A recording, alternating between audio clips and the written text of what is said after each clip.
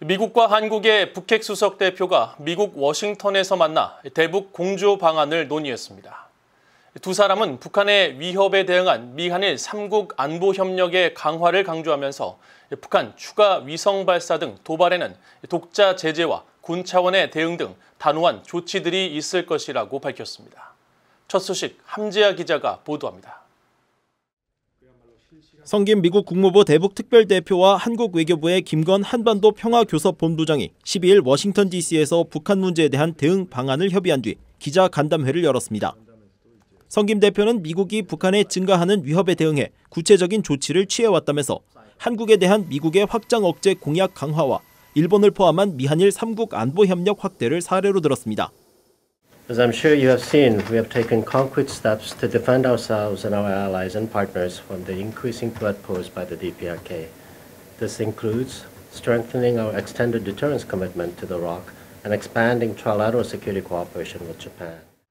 성김 대표는 이어 북한의 도발적 행동에 대가가 따를 것이라면서 그러나 동시에 북한과 전제 조건 없이 만날 용의가 있다는 기존의 입장을 재확인했습니다.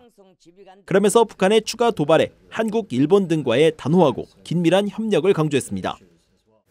We continue to consult closely with the Republic of Korea, Japan, and other allies and partners about how best to engage the DPRK, deter its aggressive activities, and coordinate international responses to the DPRK's continued violations of multiple UN Security Council resolutions.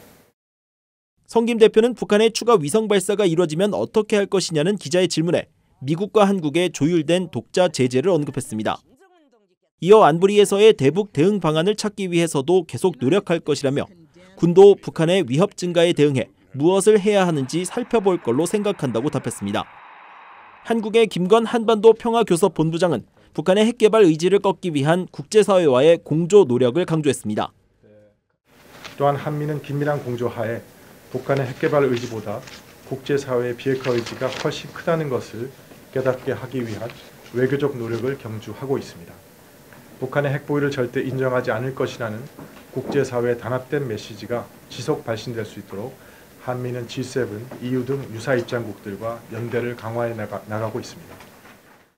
김건 본부장은 또 미한 양국이 북한의 핵과 미사일 개발 자금줄 차단을 위해 독자 제재 등을 시행하고 있다며 북한의 주 수입원으로 부상한 불법 사이버 활동 대응을 위한 양국 간 실무그룹 출범과 이를 통한 북한 자금 동결 환수 등을 사례로 들었습니다.